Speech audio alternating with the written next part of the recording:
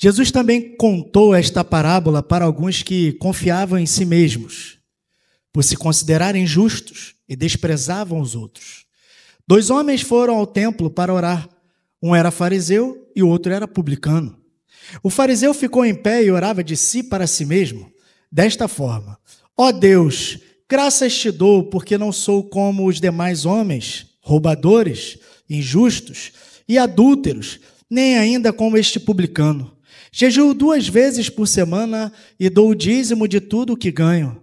O publicano, estando em pé, longe, nem mesmo ousava levantar os olhos para o céu, mas batia no peito, dizendo: ó Deus, tem pena de mim. Em outras traduções, sê propício a mim, pecador. Digo a vocês que este desceu justificado para a sua casa e não aquele, porque todo o que se exalta será humilhado, mas o que se humilha será exaltado. Oremos. Senhor nosso Deus, nosso Pai amado, nós te agradecemos pela tua revelação, te agradecemos pelo teu plano perfeito, Senhor, que foi realizado naquela cruz. Te agradecemos pelo privilégio, Senhor, que recebemos do Senhor, privilégio esse que foi conquistado, que foi vencido, que foi conquistado, Senhor, lá naquela cruz, Senhor. Nós nos apropriamos de tudo isso pela fé, Senhor, porque nós mesmos não merecemos absolutamente nada, Senhor. Mas nós estamos diante da tua palavra e queremos hoje, precisamos, reconhecemos, Senhor, o quanto precisamos que teu Espírito Santo trabalhe no coração da gente, Senhor. Nós estamos diante de 2 realidades sérias, Senhor, que podem determinar a eternidade de pessoas, pode determinar a nossa eternidade, Senhor. Então fala conosco, fala na tua igreja, Senhor, nessa noite, Senhor, especial na tua presença, em nome de Jesus. Amém e amém. Desde cedo nós somos educados a nos destacar e sermos os melhores, não é verdade? Desde cedo, desde criança. Nós somos educados a vencer e muitas vezes vencer os outros. Na escola, a competição começa logo. Começa o quê? Começa com as crianças tentando o quê? Ser mais inteligentes, mais populares e mais bonitas. Eu não sei se na sua escola, na sua época, ou os mais jovens aqui, que aqui a gente tem um conflito de gerações, né? Deixa eu ver aqui. Tá. A gente faz isso no final. Me lembra, tá? Vocês percebem que na escola sempre tem aqueles que são mais populares, né? Aí existem aqueles que são mais populares porque se expõem mais, né? São muito talentosos, né? Acabam tendo aquela visibilidade. E aqueles que não são tantos, às vezes invejam, né? Desejam, né? Ou também não se sentem tão indignos de andar com essa turma mais popular. A gente vê isso muito nos filmes americanos, mas isso acontece no Brasil também. E conforme a gente vai crescendo, essa mentalidade ela vai aumentando. O mercado de trabalho, por exemplo, ele promove a ideia de que o sucesso ele sempre vem através de competição. Nós usamos muito a palavra competitividade. Quem já ouviu essa palavra aqui, essa expressão? Isso é muito comum no mercado de trabalho. Quem se destaca mais é recompensado pelo seu trabalho.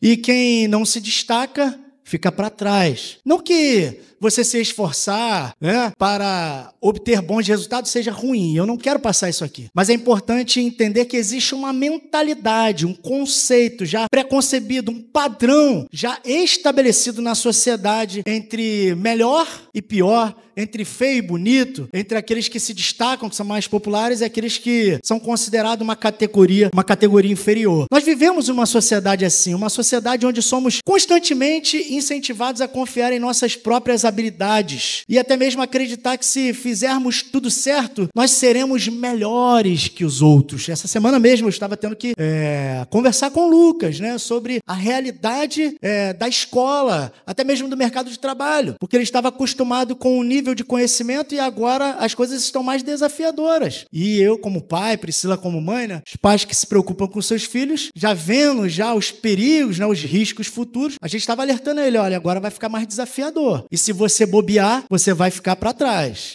Vai tirar nota baixa, corre o risco até mesmo de ficar em recuperação, até mesmo ser reprovado. Né? Mas essa mentalidade de superioridade que coloca uns em um pedestal e exclui outros, colocando-os para baixo, não é algo exclusivo do mundo moderno. Está presente em nossas vidas de várias maneiras. Quando chegamos à vida adulta, ela se reflete nas relações interpessoais, de maneira como nos vemos uns com os outros e até mesmo na nossa relação com Deus. Como nós vimos agora no vídeo, todos eles que se apresentaram diante daquele medidor de bondade, nem esperaram ali, pelo que parece são anjos, né? Eles primeiro realizaram a leitura, né, da ficha deles. Eles mesmos já começaram a compartilhar os atos de bondade e de alguma forma tentando mostrar que mesmo diante dos erros que cometeram, eles procuraram fazer por merecer entrar no céu e compensar esses erros por alguns acertos aqui e outros ali. No entanto, essa ideia de que precisamos ser melhores, de que devemos ser superiores, e muitas vezes nos comparando aos outros, né? Às vezes você chega na igreja com um carro sujo, e aí tá um carro limpinho, aí fica mais evidente que teu carro tá muito sujo mesmo, né? E o irmão fala, meu irmão, você tem que lavar esse carro aí, teu carro tá muito sujo. Se o carro for prata, tá imundo, mas é mais cara a sujeira, né? Quando o carro é prata, né? Mas quando o carro é preto, né? O negócio fica ruim, acentua mais o branco, acentua muito, né? Então a gente tem esse hábito até de fazer isso quando a gente vê um carro, né? Quando a gente vê alguma coisa do nosso cotidiano, a gente faz esse tipo de comparação, ou elevando alguma coisa, dando mais valor, diminuindo, depreciando outras. Mas Jesus, ele nos conta essa parábola. Essa parábola é a parábola muito conhecida como a parábola do fariseu e do publicano, onde nós vemos que, de forma clara, o reino de Deus, ele desafia essa mentalidade. O versículo 9 começa dizendo: Jesus contou esta parábola para alguns que confiavam em si mesmos, por se considerarem justos e desprezavam os outros. O que está implícito aqui é essa comparação que os fariseus faziam com as outras pessoas, conforme é muito enfatizado por toda essa parábola.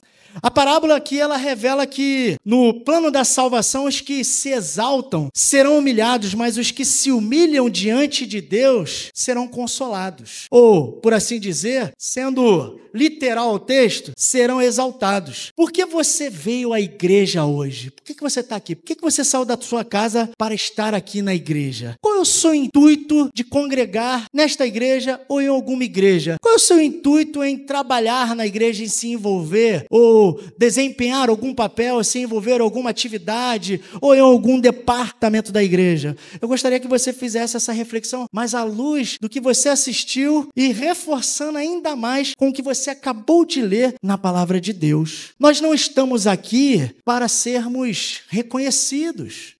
Nós não estamos nos envolvendo na casa de Deus, nas demandas da casa de Deus, para ganharmos visibilidade ou sermos recompensados, mas para desfrutar do privilégio que temos de sermos participantes da obra que Deus está realizando nesse lugar, apesar de sermos miseráveis pecadores. Nós estamos aqui para cumprir o plano de Deus pela graça de Deus, somente pela graça de Deus. Porque se dependesse de nós, não haveria em nós mérito algum, não há em nós mérito algum. E a despeito das nossas habilidades, ou da nossa aparência, ou da nossa classe social, ou do nosso status social, nosso status quo, nós não temos mérito, nós não temos direito algum diante de Deus. Portanto, nós entendemos que estamos aqui nesse lugar, ou nos envolvemos, ou atuamos, ou participamos, seja de qual área da igreja, na obra de Deus, na qualidade de pecadores redimidos por Jesus. Isso é muito importante você entender. E o texto, ele nos apresenta dois homens. O texto nos apresenta duas orações. E o texto nos apresenta dois desfechos. É isso que eu quero compartilhar com vocês hoje. O que o texto nos mostra. O texto nos mostra dois homens, duas orações e dois desfechos. Dois desfechos. Cada um revelando as motivações internas do coração daqueles homens diante de Deus e as suas consequências. Vamos começar pelo fariseu. Os fariseus, eles eram um grupo religioso e político dentro do judaísmo. Eles eram conhecidos por seu rigor no cumprimento da lei de Moisés e eles desempenhavam uma influência muito grande na sociedade judaica. E eles tinham um papel muito importante no Sinédrio, que pode ser considerado atualmente como uma espécie de tribunal superior judaico. Foi ali onde os fariseus, a elite religiosa, as autoridades religiosas se reuniram para bater o martelo e dar o veredito para matar o Filho de Deus, para sacrificar o Filho de Deus na cruz do Calvário. Eles gostavam de visibilidade e de status, e o status que eles tinham, eles se sentiam orgulhosos, eles ficavam felizes quando eram chamados de rabi ou de mestre, eles ficavam todos felizes quando eles eram chamados assim. Eles faziam questão de serem notados por suas esmolas, eles faziam questão de dar esmolas em público, mostrar o dinheiro, a quantia que eles estavam ofertando para que as pessoas pudessem ver, olha a quantidade de dinheiro que ele está ofertando, que ele está dizimando, e as suas orações, elas eram caracterizadas por serem muito longas, muito longas. E muitas vezes com o intuito de impressionar os ouvintes. No entanto, eles eram bastante orgulhosos, presunçosos, dissimulados. E no fundo, o que eles amavam mesmo era o dinheiro e o poder. Agora o publicano ele nada mais é que um cobrador de impostos. Muitos de nós estamos familiarizados com os publicanos e os conhecemos em decorrência de uma figura muito importante no livro de Lucas, que é Zaqueu, né? O maioral dos publicanos, ficou uma figura muito conhecida e tem música daqui, música dali, mencionando esse personagem muito importante de Lucas. Os publicanos, eles trabalhavam para o governo romano. Eles atuavam como fiscais e cobradores de impostos, como já falei para vocês. Muitos publicanos, eles enriqueceram de maneira desonesta, extorquindo o dinheiro dos cidadãos judeus, e é por isso que os publicanos eles eram odiados, não só pelos fariseus, mas pela população judaica, porque embora muitos deles fossem judeus, eles extorquiam o próprio povo, eles se beneficiavam da exploração, e isso era o que causava um ódio neles. Eles nem podiam estar no templo, eles não podiam entrar, acessar o interior do templo, eles não podiam acessar os lugares que eram considerados mais sagrados do templo. Eles eram banidos da convivência com os religiosos por causa desse rótulo, desse estigma que eles tinham. Por exemplo, Zaqueu, um dos maiorais dos publicanos, é mencionado no capítulo 19. Mais adiante, se você avançar, você vai ver essa história. Ele era o maioral dos publicanos, ele teve um encontro com Jesus. Quando Jesus esteve na casa de Zaqueu, ele ouviu a pregação de Jesus e o seu coração foi transformado. E o que ele faz? Ele reconhece que ele enriquecia, extorquindo dinheiro das pessoas, ele enriquecia de maneira desonesta. E o que ele diz é que ele estava disposto, por seu arrependimento, e comprometido a devolver 4 vezes mais a quem ele havia defraudado. Muitos de nós já conhecemos essa história.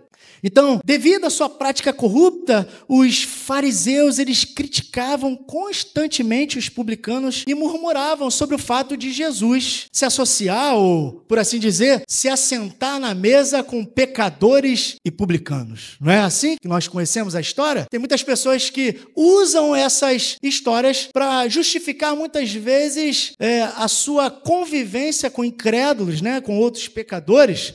Né? Mas, na verdade, muitas pessoas usam isso como justificativa porque elas gostam dessa convivência. Porque, na verdade, elas abrem muitas concessões para viver também pecando. E quando Jesus ele usa essas duas figuras muito conhecidas, até mesmo conflitantes aqui, imagina os destinatários originais, a primeira geração de ouvintes, de leitores ouvindo isso. Jesus estava se arriscando seriamente, porque ele estava mexendo com dois grupos de pessoas, 2 classes de pessoas naquela sociedade que viviam em constante conflito. E ele era também alvo de muitos conflitos com as autoridades religiosas. Mas agora, esses 2 homens, eles se dirigem ao templo para adorar. E é aqui que suas atitudes se revelam de maneira clara.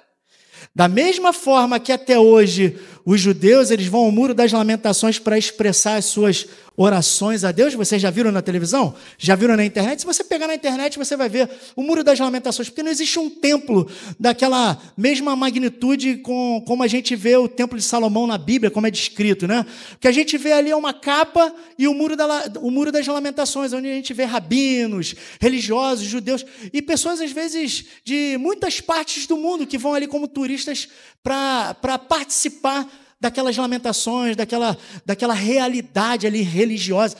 Eu já ouvi até entrevistas de pessoas que tiveram a experiência de estar lá, não estando no Muro das Lamentações, mas à distância, talvez, como esse publicano da parábola, porque eles não podiam se aproximar tanto, eles mesmo dizendo, né, repórteres dizendo que ali eles sentiam alguma coisa especial, alguma coisa diferente. Na verdade, eles estavam influenciados, emocionados, comovidos por causa da reverência, né, por causa das orações que eram feitas ali. Mas, na verdade, quando nós olhamos para aquela realidade, é uma realidade muito parecida com essa que nós estamos assistindo nessa cena contada pelo nosso Senhor e Salvador Jesus Cristo. Eles estão se aproximando nessa mesma perspectiva do templo. E ambos apresentam as suas orações, começando pela oração do fariseu. A oração do fariseu é uma oração de exaltação. O fariseu, ele se exalta. Ele está orando de si para si mesmo. O que significa orar de si para si mesmo? O que significa isso? O texto diz: o fariseu ficou em pé e orava de si para si mesmo. Desta forma, ó Deus, graças te dou porque não sou como os demais homens, roubadores, injustos e adúlteros, nem ainda como este publicano. Jejuo 2 vezes por semana e dou o dízimo de tudo que ganho. Embora pareça que esta oração esteja sendo dirigida a Deus, ele diz que dá graças. E na sequência das suas orações, o que nós vemos? Nós percebemos uma oração centrada nele mesmo. Não uma oração centrada em Deus. Senhor, eu te agradeço por ter me salvado. Senhor, eu te agradeço por ter me livrado. Te agradeço pelas tuas bênçãos, por teu amor. Não, ele agradece pelos atos dele. Ele agradece pelas obras dele, pelas atitudes dele. E na tradução NVI, na King James, atualizado, algumas outras traduções, ainda nós vemos que ele faz essa oração no íntimo. Não é uma oração pública, não é uma oração exposta, ele não se expõe.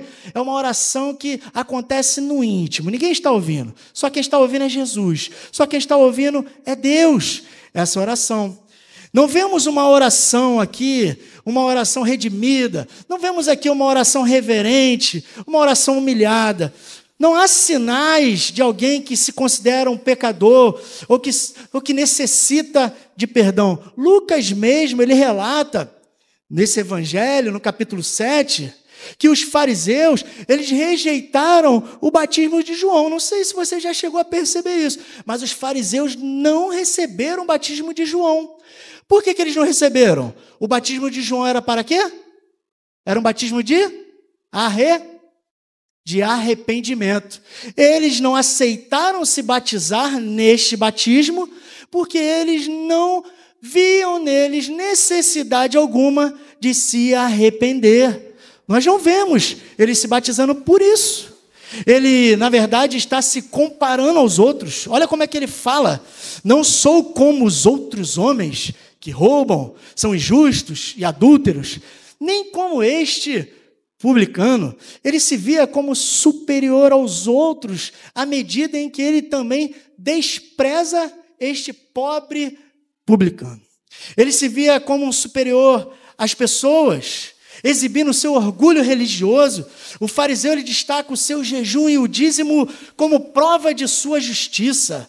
A lei de Moisés, só para vocês terem uma ideia, ela exigia um jejum de apenas uma vez ao ano, que era no dia da expiação. Isso está em Levítico capítulo 16, do versículo 29 ao 31, depois você confere e leia. Mas os fariseus, eles adotaram a prática de jejuar 2 vezes por semana, mas como um sinal de devoção extra. Esses homens eram muito santos, muito religiosos, e vejam que estilo de vida incrível. Eles eram homens moralmente corretos. Eles eram homens politicamente corretos. Esse costume de jejuar 2 vezes por semana não era um mandamento divino, mas era uma experiência, uma exigência humana para demonstrar o seu zelo religioso diante das pessoas. Geralmente, quando eles jejuavam, vocês conhecem a história do Sermão do Monte? Eles descabelavam-se, eles demonstravam que estavam com fome, pareciam que estavam há anos, dias, pareciam que tinham sido jogados numa selva e passaram meses sem comer, e pareceu que a qualquer momento eles iam morrer. Era assim, era para chamar a atenção. Esse costume deles, portanto, não era uma exigência da palavra de Deus, mas era algo que eles mesmos estavam adotando para impressionar as pessoas com o seu estilo de vida religioso. E ainda hoje, muitos adotam práticas assim no cristianismo, apenas para exibir uma espiritualidade, mas sem um coração verdadeiramente quebrantado diante de Deus. Atitudes, meus irmãos e minhas irmãs, muitas atitudes aparentemente honestas podem mascarar más intenções, falsa piedade, intenções malignas. Tem pessoa que muitas vezes se sacrifica, entre aspas, se dedica demais, dá o seu melhor, mas com o intuito de ser notado pelos outros e receber o reconhecimento, a recompensa de alguma maneira. Mas essa é uma atitude de verdadeiro legalismo religioso e orgulho religioso, enquanto que o publicano reconhece sua pecaminosidade e clama por misericórdia. Vamos ver a oração dele? Porque muitas pessoas se aproximam de Deus com a mentalidade de que, por não terem cometido grandes pecados, merecem ser recompensados. É por isso que muitas pessoas agem assim no seu convívio religioso e muitas vezes no seu convívio social. Porque elas acham que não cometeram tantos pecados ou seus pecados são menos graves do que os pecados de outras pessoas. Nós, por natureza, nós temos o hábito de diminuir o nosso pecado e em comparação a pecados que nós julgamos serem mais graves. E aí, qual é a nossa mentalidade? Como que a gente pensa, né? A gente fala, nunca matei, nunca roubei, eu nunca adulterei como essas pessoas, eu não vivo nesses ciclos, eu não vivo no bar, eu não fumo, eu não cheiro, eu não uso drogas. A gente costuma dizer essas coisas, mas no fundo, o que a gente está querendo dizer? A gente está querendo dizer para Deus, olha Deus, como eu sou bom. É isso que a gente está dizendo. Olha como é que eu sou perfeito. Está vendo como é que eu sou? Você pode não dizer que você está se comparando a essas pessoas. Em muitos casos nós fazemos isso. Mas você tem essa mentalidade. O problema é que essa mentalidade é a mentalidade dos fariseus. Essas coisas, elas não são requisito para a nossa salvação. Na verdade, não roubar, não mentir, não adulterar, não jurar falso testemunho, cumprir os mandamentos, viver uma vida correta, uma vida honesta, faz mais do que a nossa obrigação. Não é para conquistar a nossa salvação, faz mais do que a nossa obrigação. Deus exige isso na sua palavra e nós temos a obrigação de obedecê-la. Mas em nenhum momento Deus promete nos salvar pela prática dessas obras. Aliás, os mandamentos, essas exigências na palavra de Deus, os 10 mandamentos, eles foram instituídos por Deus para legislar seu povo, para expor o pecado, para mostrar que o seu povo peca, para expor os nossos pecados, não para nos justificar. Aliás, nós deveríamos nos preocupar com isso, porque os mandamentos de Deus, eles são os parâmetros que Deus vai usar para julgar. São os 10 mandamentos. E a humanidade, o ser humano criado por Deus, tem por obrigação não apenas conhecê-los, mas obedecê-los. Mas a verdade é que muitos seres humanos, muitas pessoas, incluindo religiosos e crentes, buscam de alguma forma se justificar diante de Deus por sua falta de capacidade de cumprir de maneira perfeita os mandamentos. Então nós recorremos ao quê? A comparação. Nós procuramos no erro das pessoas nos justificar diante de Deus, como nós vimos no vídeo, e como nós estamos vendo esse fariseu que está cegamente imbuído de uma compreensão de que ele não precisa de perdão e nem de arrependimento. Só para vocês terem uma ideia, em uma saída de evangelização, alguns anos atrás, talvez a Priscila se lembre disso, ela até vai rir com isso. A gente saiu para evangelizar, a gente estava implantando evangelismo explosivo lá na igreja de Vista Alegre, mas nós fomos lá para uma missão em Olaria. CNV de Olaria estava sendo aberto. Aí saiu eu, o pastor João, Fabiane e Priscila. Foi a primeira vez que eu precisava apresentar o evangelho para uma pessoa na rua. Eu tinha sido treinado, preparado, mas estava com medo. E aí, chegando na praça, a gente viu um rapaz sentado, e aí o pastor João falou, hoje é a tua vez. Eu já orei e agora é contigo. Eu não vou te socorrer, cara, não vou te socorrer. E nós fomos lá para aquela praça e eu abordei o rapaz com toda a educação. E durante a apresentação do evangelho, eu precisei falar da realidade do pecado para ele. E eu me coloquei no contexto de pecador. Eu disse para ele, todos nós pecamos. Ele fala, não, meu filho, eu não peco, não. Você peca? Você não tem vergonha, não? Você é da igreja. O rapaz falou isso para mim, e eu não esperava por isso, e o João ali me socorreu, e ele compartilhou com aquele sujeito alguns tipos de pecados que muitas vezes nós julgamos insignificantes, muitos deles nem como pecados, como, por exemplo, você acordar pela manhã e você planejou ir para a praia, mas choveu, aí você fala, que dia miserável, que dia maluco, que dia ruim, que droga. Você está amaldiçoando o dia que Deus te deu, mas que Deus te deu. E nós julgamos isso como um pecado, como um pecadinho, ou como nem pecado, algumas pessoas nem acreditam. Você está amaldiçoando o dia que Deus te deu.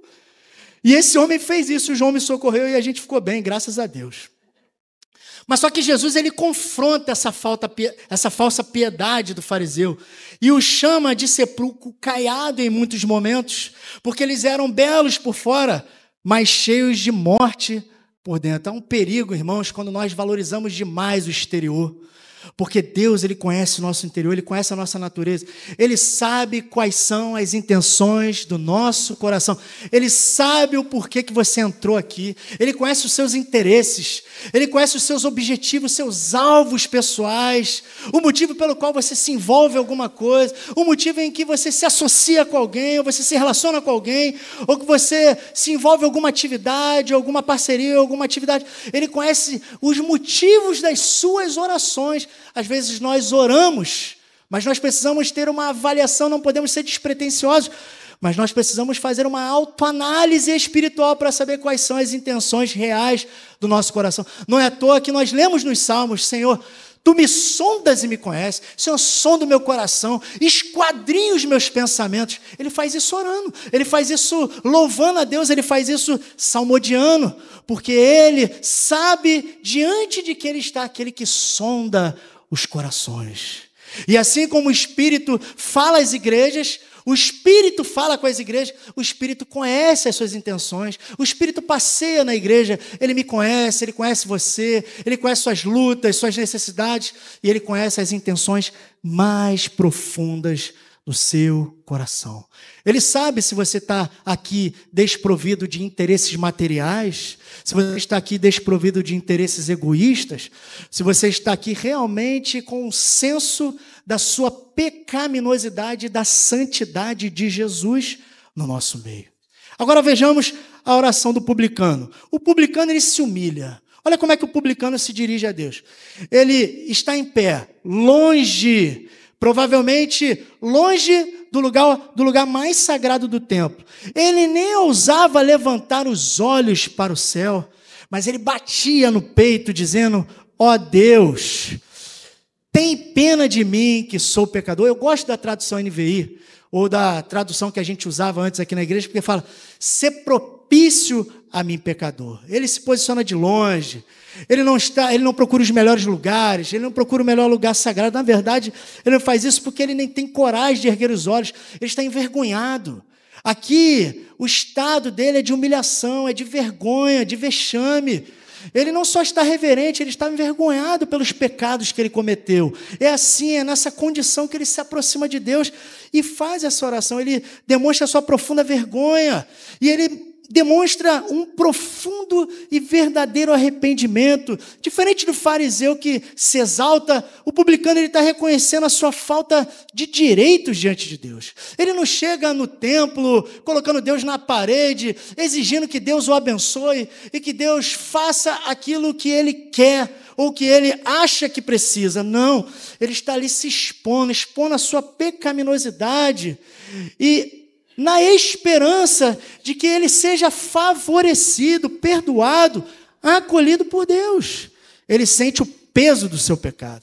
Ele bate no peito. Bater no peito era um gesto característico de luto na Palestina do primeiro século. Quando uma pessoa morria e as pessoas perdiam uma pessoa muito amada, era assim que as pessoas demonstravam o seu luto. A multidão, ela bateu no peito quando testemunhou a morte de Cristo. Nós lemos isso. Esse gesto, ele também expressa muita dor e um reconhecimento profundo da própria culpa e indica uma verdadeira conversão. Tudo isso está presente na oração desse pobre publicano.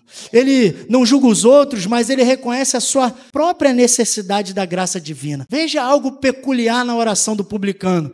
Ele suplica o perdão de Deus, ele roga a misericórdia de Deus, e ele faz isso usando uma expressão que o Rafael até usou muito aqui na oração que ele fez aqui na ministração da ceia. Ele disse: Senhor, ó Deus, sê propício a mim, pecador. Em outras palavras, o que ele está dizendo aqui é que ele está pedindo a misericórdia de Deus. Senhor, tenha misericórdia de mim. Mas essa expressão, ela é muito peculiar porque ela transmite o conceito de propiciação ou de expiação. A sua oração aqui, ela equivale a dizer: cobre os meus pecados com o sangue derramado nos sacrifícios que eram realizados naquele templo.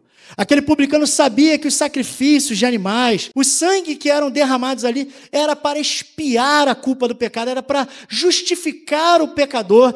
E ele clama nessa perspectiva, porque ele sabe que só existe um sangue que pode cobri-lo da culpa dos seus pecados. E assim a oração do publicano, nada mais e nada menos, antecipa a grande verdade que seria plenamente consumada na obra redentora de Cristo na cruz do Calvário.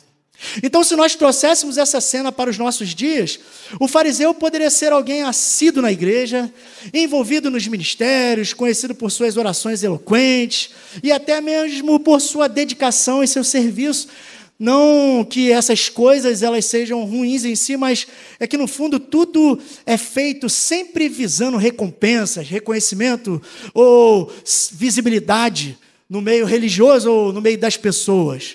Já o publicano, ele seria aquele que já chega sem exigir nada, ciente de que não possui mérito algum diante de Deus, talvez até alguém estigmatizado pelas pessoas, a gente não dá nada por ela, mas ela sempre está chorando, ela sempre está contrita, mas o seu coração é quebrantado, e ele tem um profundo senso da sua pecaminosidade, crê e se apoia nas conquistas de Jesus. Ele não está se apoiando nas suas obras, na sua bondade. Ele está se apoiando no sangue derramado por ele, naquele sangue que purifica, naquele sangue que transforma os nossos pecados que são mais escuros e mais vermelhos que a escarlata e o carmesim e que fazem os nossos pecados se tornarem brancos como a neve, mais alvos do que a neve. E é curioso, porque aos olhos humanos, o fariseu ele parece a pessoa mais próxima de Deus. Mas, pelo que parece, o publicano, que parecia ser mais distante naquela sociedade, na perspectiva divina, essa realidade se inverte, porque o fariseu é rejeitado e Jesus acolhe o publicano. O publicano é aceito, justificado, ele é exaltado diante de Deus. E isso nos ensina que Deus ele não se impressiona com a nossa religiosidade, mas ele acolhe pecadores confessos e arrependidos. Porque o fariseu, ele era um pecador, mas o fariseu, ele não é um pecador confesso, ele não reconhece isso, ele tem dificuldade de reconhecer seus pecados, ele acha que não precisa de arrependimento, e é por isso que ele está sempre tentando se justificar os seus erros e ficar sempre bem na fita dos homens. Agora, quais são os dois desfechos para a gente concluir? O que significa ser justificado? Porque o que Jesus diz, que o que sai justificado é o publicano. O que significa isso? É ser declarado inocente. Como se estivéssemos diante de um tribunal e tivéssemos que fazer alguma defesa em nosso favor e fossem apresentadas algumas acusações e nós nos julgamos inocentes. Mas aqui nesse caso, ninguém é inocente, nem um publicano e nem um fariseu. Todos são pecadores. Mas é Deus quem justifica o publicano e Deus justifica graciosamente porque ele entra na sua presença rogando pela sua misericórdia com fé e verdadeiro arrependimento. Agora o fariseu ele é rejeitado porque ele não reconhece a sua necessidade de perdão. Ele é cheio de si, a sua oração é centrada nele, ele está sempre se comparando com os demais, ele confia nas suas próprias obras, nos seus méritos, acha que tem direito diante de Deus, ele se acha bom demais, ele se acha qualificado diante de Deus e os nossos pecados nos desqualificam diante de Deus. Qual é a diferença de um presente e de uma recompensa? Qual? Sabe dizer? Qual é a diferença de um presente para uma recompensa? Eu fiz essa pergunta para uma pessoa na escola bíblica dominical. Um presente é algo que a gente recebe por amor. Uma recompensa é aquilo que a gente recebe pelos nossos serviços prestados. Quando eu recebo meu salário lá no final do mês, ou na quinzena, eu não recebo porque o meu patrão me deu porque ele me ama, né? É porque eu trabalhei muito, engoli muito sapo, ralei, enfrentei engarrafamento, um monte de coisa. Então ele está pagando pelos serviços prestados. Mas presente não. Presente é algo que a gente recebe por amor. Não fizemos nada para receber isso em troca. É algo que é feito de graça, por amor, né? Agora imagine só se alguém lhe desse um presente, eu recebesse um presente dado por amor e eu procurasse tirar uma quantia do meu bolso tentando pagar algum valor para ajudar na compra daquele presente. Você acha que a pessoa não se sentiria insultada? Espiritualmente falando, quando nós tentamos comprar o céu, apresentando para Deus, aquele medidor de bondade, as nossas obras. Olha, Senhor, eu não faço isso, não faço aquilo, mas esquecendo das outras, é como se eu estivesse insultando a Deus, é um insulto, é um desrespeito com a bondade de Deus, é um desrespeito sem tamanho com o que Cristo fez por nós lá naquela cruz. Nós precisamos entender que os nossos pecados, por mínimos que sejam, desde uma mentirinha que a sociedade agora pinta de branca, até o pecado que nós consideramos o mais grave, como tirar a vida de um inocente, todos eles nos desqualificam diante do tribunal de Deus. Mas só existe uma maneira, só existe uma forma de nós sermos acolhidos e de sermos considerados inocentes no tribunal de um Deus que é santo e justo, mas ao mesmo tempo misericordioso. E essa maneira é através da fé e arrependimento colocados somente em Jesus Cristo. Eu não sei vocês, mas todas as vezes que eu me vejo diante dos evangelhos, da palavra de Deus, todas as vezes que eu estou meditando no evangelho, no verdadeiro evangelho, eu sempre lembro da minha realidade espiritual. Eu era como um mendigo espiritual. Eu era um mendigo que vivia pedindo esmola, eu não tinha direitos, eu não tinha perspectiva de eternidade, eu não tinha perspectiva de salvação. Mas um dia, um rei justo, mas amoroso, santo, ele me encontrou na caminhada da vida, na estrada da vida, e ele me ofereceu um presente de graça, e esse presente é o presente da salvação, e eu me apropriei desse presente pela fé, e todas as vezes que eu lembro disso, eu fico constrangido, porque eu era espiritualmente como um mendigo, não merecedor de tão grande salvação, eu me apropriei disso, e todas as vezes que eu estou diante de Deus, desprovido de orgulho, coisas assim. Parece até um fariseu falando agora, né? Parece até um fariseu falando. Mas é sério, a gente tem que ter clareza, que não há méritos na gente. Que não há méritos na gente, não há em nós direito algum. E isso precisa refletir, para a gente concluir, isso precisa refletir na maneira como nós compartilhamos o evangelho com as pessoas. Nós precisamos chamar pessoas ao arrependimento, nós precisamos mostrar para as pessoas que Cristo morreu na cruz para que elas pudessem ter a vida eterna, não para que elas tentassem se esforçar para comprar a salvação, mas elas precisam se arrepender e colocar a fé delas em Jesus. Isso precisa refletir na nossa adoração, no nosso culto, nos nossos louvores, no que cantamos. Nós precisamos louvar a Deus por gratidão. Tudo que nós fazemos tem que ser por gratidão, tem que ser em resposta ao que Ele já comprou, o que Ele já conquistou por nós. E isso precisa reverberar, ou por assim dizer, precisa refletir em nossos relacionamentos interpessoais, meus irmãos. Existem relacionamentos que são medidos pelo desempenho, pela base da competição, casais que vivem brigando, competindo, lutando, sempre um cobrando o outro porque acha que o outro tem que ser melhor, que tem que ser superior. Meu irmão e minha irmã, muitas das nossas brigas nos relacionamentos seriam evitadas se nós fôssemos mais misericordiosos, se nós fôssemos mais perdoadores, se nós promovêssemos o evangelho da reconciliação. Embora essa parábola não fale para casais ou para amigos, o evangelho, ele precisa ter um impacto não apenas na missão, mas na nossa missão como marido, como esposa, como amigo e como ministro, obreiros, servos de Cristo nessa terra. Porque a lição dessa parábola é: aqueles que se exaltam serão abatidos, serão rejeitados. Aqueles que são orgulhosos, são soberbos, esses serão rejeitados por Cristo. Mas aqueles que se humilham, aqueles que se quebrantam, aqueles que se aproximam com o coração quebrantado, Ele não rejeita, Ele acolhe, Ele redime, Ele justifica, Ele aceita, Ele nos aceita. E Ele garante por sua fidelidade que nós seremos sempre justos na presença dEle, como filhos amados. Amém? Vamos orar então, irmãos. Espero que essa mensagem tenha abençoado a sua vida. Eu não costumo demandar tanto tempo assim, mas hoje eu demandei um pouquinho. Vamos orar. Vamos ficar de pé. Curva a sua cabeça. Senhor nosso Deus e nosso Pai, nós te louvamos, Senhor. Te louvamos por tua graça, Senhor.